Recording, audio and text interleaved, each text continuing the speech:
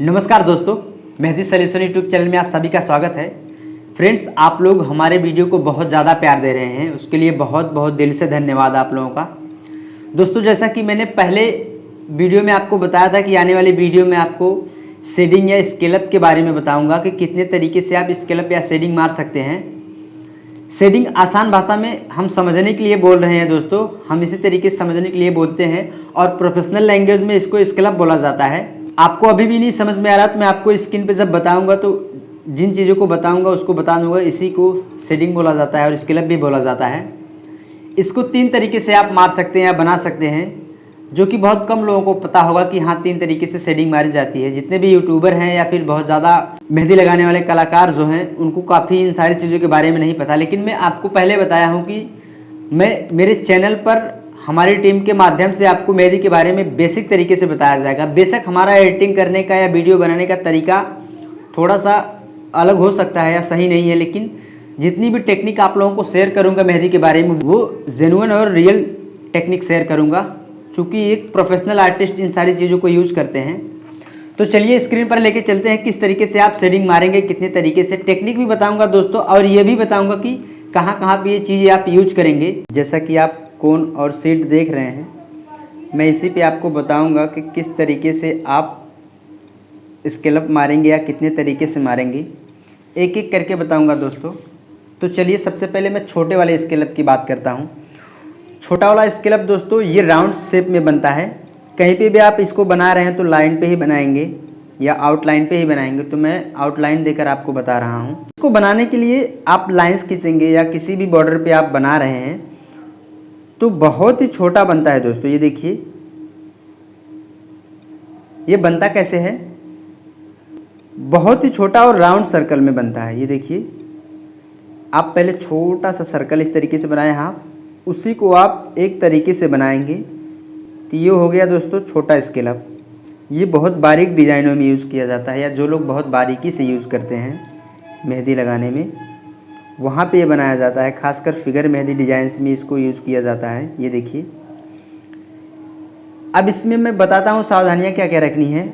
आप जिस तरीके से पहला गोला बनाए हैं उसी तरीके से दूसरा रहेगा, उतने लंबाई और चौड़ाई भी, उसी तरीके से तीसरा। यह काफ़ी स्लोली बनाया जाता है दोस्तों, तभी एक जैसे बन पाता है। ये देखिए पहला गोला जितना बड़ा बनाएंगे उसी के शेप में सभी गोले बनाने हैं। ये देखिए इसमें जल्दबाजी नहीं की जाती दोस्तों, नहीं तो गोले का और हाथ का सेटिंग बिगड़ जाएगा, तो एक जैसी डिजाइन्स नहीं बन पाएगी या एक जैसे शेप नहीं बन पाएंगे तो डिजाइन्स अच्छी नहीं लगेगी। ये देखिए एक तो इस तरीके से बनता है बहुत ही स्लोली और गोले के आकार में।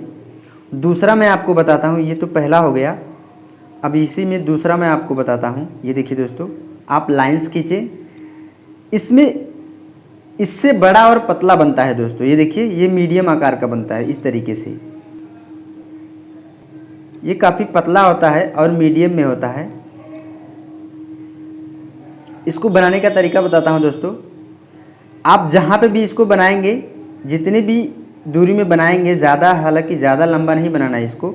आप पहला जितना बड़ा बनाएं और जितना पतला बनाएं उसी तरीके से आपको दूसरा भी बनाना है। एक दूसरे पे लाइंस चढ़ी रहेगी, ये देखिए इस तरीके से। और जब ये राउंडिंग करेंगे आप तो बहुत पतली राउंडिंग और छोटी राउंडिंग होगी। ये देखिए इस तरीके से। एक बार और बता देता हूँ आपको, इस तरीके से जिस भी बॉर्डर पे आप बनाएंगे, जहाँ से आप स्टार्ट किए जितना बड़ा, ये देखिए बहुत ही पतली शेडिंग देनी होती है दोस्तों। आपको हमेशा ध्यान में रखना है कि जैसी पहली लाइंस बनी है शेडिंग की वैसी दूसरी ही रहनी चाहिए, वैसे तीसरी ही। सभी लाइंस की ऊंचाई और लंबाई चौड़ाई एक जैसी होनी चाहिए, तो मेहंदी की डिजाइन्स बनने के बाद बहुत खूबसूरत लगती है। ऐसा लगता है कि बहुत ही प्रोफेशनल आर्टिस्ट इस तरीके से लगाए हैं डिजाइन्स को। यही सब छोटी छोटी चीज़ें होती हैं दोस्तों जो प्रोफेशनल आर्टिस्ट अपने मेहंदी के डिजाइन्स में ध्यान देकर लगाते हैं, सो लगता है कि हाँ बहुत ही अच्छे कलाकार लगाए हैं। आप भी इस तरीके से प्रैक्टिस करके प्रोफेशनल आर्टिस्ट बन सकते हैं। आपको जितना भी बारीक और जितना भी छोटा बनाकर लगाना है आप लगा सकते हैं। ये था दूसरा तरीका दोस्तों। बाकी प्रोफेशनल आर्टिस्ट बहुत जगह से या फिर उनको कोई अलग ट्रेनिंग नहीं दी जाती है, इन्हीं छोटी छोटी चीज़ों को यूज करते हैं। तीसरा तरीका मैं आपको बता रहा हूँ। इस तरीके से आप शेडिंग दिए, इसमें काफ़ी लंबी लंबी शेडिंग्स मारी जाती है। ये देखिए, पतली और लंबी, आप थोड़ी सी मोटी कर सकते हैं लेकिन पतली और लंबी होती है ये देखिए इस तरीके से। आप इसको और भी ज़्यादा ऊपर की शेप में ले सकते हैं, लेकिन ज़्यादा इस तरीके से मोटी नहीं बनाएंगे, आपको पतली ही बनानी है। ये देखिए इस तरीके से। स्टार्टिंग में जितनी बड़ी आपको चाहिए वो बनाने के बाद उसी के सीधे में सभी आपको बनाना है। यहाँ से जैसे स्टार्टिंग वाला बना लिए तो इसी के सीधे में सब शेडिंग एक जैसी बनानी है आपको। आप इससे भी लंबी कर सकते हैं, ये आपके ऊपर डिपेंड करता है कि इतनी जल्दी और तेज़ी से मेहंदी लगा रहे हैं तो उस हिसाब से शेडिंग यूज़ कर सकते हैं। अब मैं आपको बता रहा हूँ दोस्तों इन शेडिंगों का यूज़ कहाँ होता है।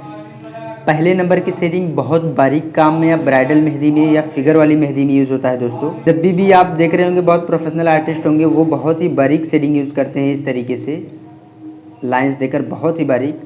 दूसरे नंबर की शेडिंग स्टाइलिश मेहंदी डिजाइंस या छोटी लेंथ की मेहंदी जब लगा रहे हैं या छोटे हैंड में या फिर नॉर्मल लेंथ में आप बता रहे हैं तो वहाँ पे ये चीज़ यूज कर सकते हैं। इसको थोड़ा सा भी मोटा करके आप लगा सकते हैं जल्दी के लिए।